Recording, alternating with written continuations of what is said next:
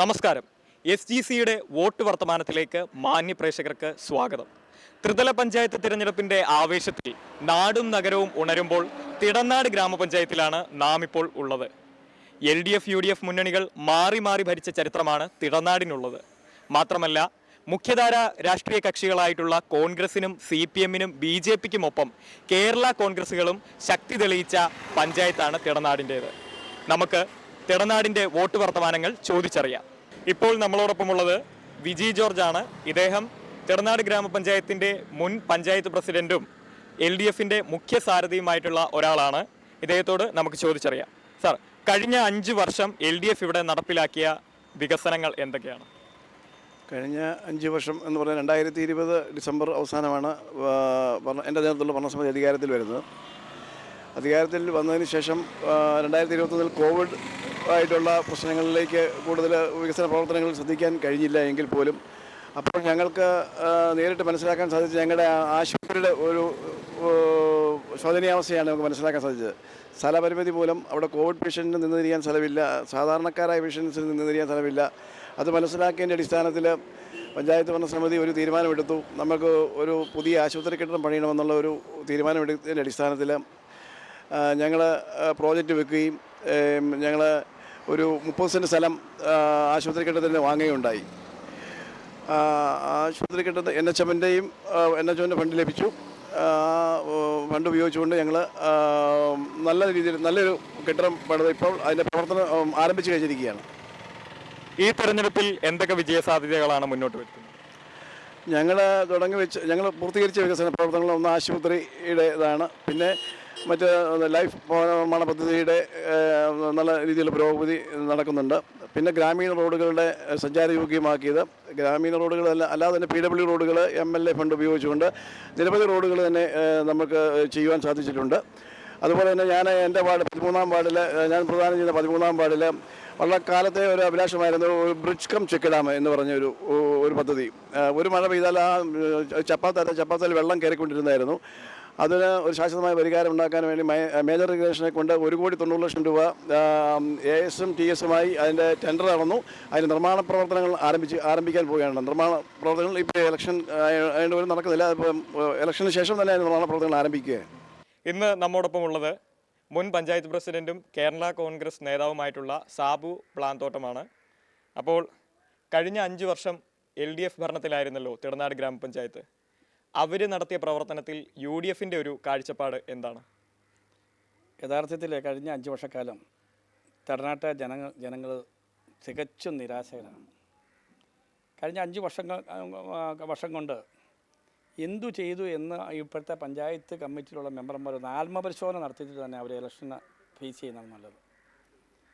ഒന്നാമതായി നമുക്ക് ലഭിക്കേണ്ട ഈ പ്രാദേശിക ഫണ്ടെന്ന് പറഞ്ഞാൽ നമുക്ക് ഈ പദ്ധതി വിഹിതം ഫണ്ട് വിനിയോഗിച്ചതല്ലാതെ പഞ്ചായത്തിൽ ആകമാനം എടുത്തു കാണിക്കുന്ന ഒരു വികസന പദ്ധതി എന്ന് പറഞ്ഞാൽ അവർക്ക് നടപ്പിലാക്കാൻ കഴിഞ്ഞത് ഒരു പദ്ധതി മാത്രമേ ഉള്ളൂ. അത് പഞ്ചായത്ത് എല്ലാം നമ്മുടെ കേന്ദ്ര ഗവൺമെൻറ്റിൻ്റെയും സംസ്ഥാന ഗവൺമെൻറ്റിൻ്റെയും മറ്റുള്ള ഏജൻസികളുടെ സഹായത്തോടെ നമുക്ക് അവിടെ ഒരു പ്രൈമറി ഹെൽത്ത് സെൻ്റർ ഒരു കെട്ടിടം നിർമ്മിച്ച് കൊടുക്കാൻ കഴിഞ്ഞിട്ടുണ്ട്. അത് യഥാർത്ഥത്തിൽ ആ ഫണ്ട് മുഴുവൻ കേന്ദ്ര ഗവൺമെൻറ് എല്ലാ പഞ്ചായത്തുകൾക്കും 1000 പഞ്ചായത്തുകൾക്ക് അലോട്ട് ചെയ്യുന്ന പോലെ നമ്മുടെ പഞ്ചായത്തിന് അലോട്ട് ചെയ്തിരുന്നു. ഇവർക്ക് പറയാനുള്ളത് സ്ഥലം മേടിച്ചു, 30 സെൻറ്റ് സ്ഥലം ഇവർ വാങ്ങി. അത് തിടനാട് പള്ളിയുടെ സെൻറ്റ് ജോസഫ് പള്ളിയുടെ അവിടുത്തെ പള്ളി കമ്മിറ്റിക്കാരുടെയും ബഹുമാനപ്പെട്ട നമ്മുടെ വികാരി അച്ഛന്മാരുടെയൊക്കെ വലിയ സഹായം അതിനകത്തുണ്ടായിട്ടുണ്ട്. വലിയ രീതിയിൽ അവർ യഥാർത്ഥത്തിൽ 2-3 ലക്ഷം രൂപ കിട്ടേണ്ട സ്ഥലത്തിൻ്റെ സെൻറ്റിന് വില കിട്ടുന്ന സ്ഥലം വെറും 80,000 രൂപയ്ക്ക് പള്ളി കൊടുത്താണ് യഥാർത്ഥത്തിൽ അവിടെ ഒരു ആശുപത്രി കെട്ടിടം പണിയുന്ന സൗകര്യം ഒരുക്കി കൊടുത്തത്.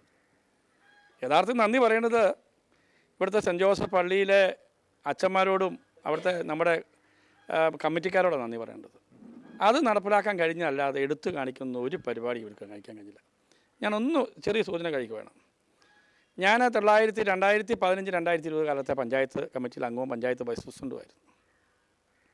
ഞങ്ങളുടെ കാലത്ത് ഞങ്ങളെപ്പോഴും ഓർക്കുന്ന ഞങ്ങളുടെ കൂട്ടത്തിലുണ്ടായിരുന്ന ജില്ലാ പഞ്ചായത്ത് അംഗം പ്രിയപ്പെട്ട നമ്മുടെ മരിച്ചുപോയ ലിസി സെബാസ്റ്റ്യൻ കളപ്പരിക്കപ്പറമ്പിൽ അവരുടെ സഹായത്തോടു കൂടി പഞ്ചായത്തിൻ്റെ ഒരു പൊതുസ്ഥലത്ത് ഞങ്ങളൊരു പകൽ വീട് നിർമ്മിച്ച് അതിൻ്റെ ഉദ്ഘാടനം നടത്തി.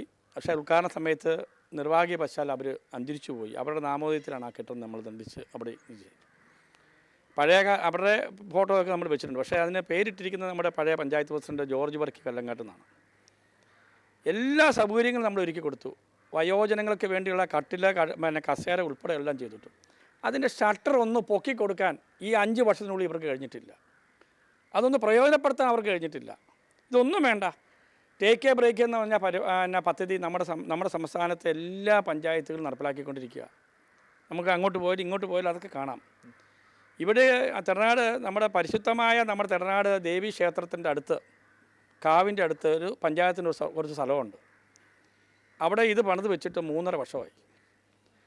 അത് ഇതുവരെയും തുറന്നു കൊടുക്കാൻ ഇവരെ കൊണ്ട് കഴിഞ്ഞിട്ടില്ല എന്നുള്ളത് പറയുമ്പോൾ ഈ 2 ഉദാഹരണം പറയുമ്പോൾ തന്നെ പഞ്ചായത്തിൻ്റെ കഴിഞ്ഞ കാലത്തെ ഭരണത്തിൻ്റെ അനാസ്ഥയെപ്പറ്റി ഞാൻ സൂചിപ്പിച്ചത്.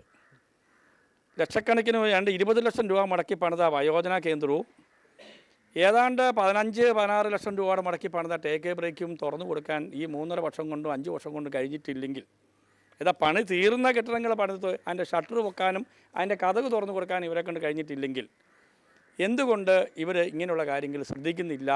അനാസ്ഥയാണെന്നുള്ള കാര്യം ഞാൻ ഒന്ന് സൂചിപ്പിച്ചെന്ന് മാത്രമേ ഉള്ളൂ. പിന്നെ സ്വന്തം പഞ്ചായത്ത് കമ്മിറ്റിക്ക് ഭൂരിപക്ഷമുള്ള പഞ്ചായത്ത് പ്രസിഡൻറ്റിനെതിരായിട്ട് സ്വന്തം പഞ്ചായത്ത് കമ്മിറ്റിക്കാരും പാർട്ടിക്കാരും അവിശ്വാസ പ്രമേയം കൊണ്ടുവന്ന ഒരു പഞ്ചായത്ത് കമ്മിറ്റിയാണിത്. ആ നിലയിൽ ഒരു കുത്തഴിഞ്ഞ രീതിയിൽ അനൈക്യത്തോടെ കഴിഞ്ഞ 5 വർഷക്കാലം ഭരിച്ചതിന് ഫലമായി 5 വർഷക്കാലം തെരനാടിൻ്റെ വികസനങ്ങൾ പുറകോട്ട് വരികയല്ലാതെ മുന്നോട്ട് കൊണ്ടുപോകാൻ അവർക്ക് കഴിഞ്ഞിട്ടില്ല എന്നുള്ള സത്യം ഈ തെരഞ്ഞെടുപ്പിൽ പ്രതിഫലിക്കും എന്നുള്ള കാര്യത്തിൽ യാതൊരു മാറ്റവുമില്ല. അതാണ് എനിക്ക് അതേപ്പറ്റി പറയാനുള്ളത്. ഈ തെരഞ്ഞെടുപ്പിൽ തെരനാട് പഞ്ചായത്ത് ആര് ഭരിക്കുമെന്നാണ്? ഐക്യജനാധിപത്യ മുന്നണി എന്ത് വന്നാലും ഈ തെരഞ്ഞെടുപ്പിൽ വലിയ ഭൂരിപക്ഷത്തോടുകൂടി ഐക്യജനാധിപത്യ മുന്നണിയുടെ നേതൃത്വത്തിലുള്ള പഞ്ചായത്ത് സമിതി അധികാരത്തിൽ വരുമെന്നുള്ള കാര്യത്തിൽ യാതൊരു സംശയവും ആർക്കും വേണ്ട. ജനം ഇപ്പം ഈ തെരഞ്ഞെടുപ്പിൻ്റെ പ്രചരണ രംഗത്തെ കാര്യങ്ങളും മറ്റുള്ള കാര്യങ്ങളൊക്കെ ഏറ്റെടുത്ത് കഴിഞ്ഞിരിക്കുകയാണ്.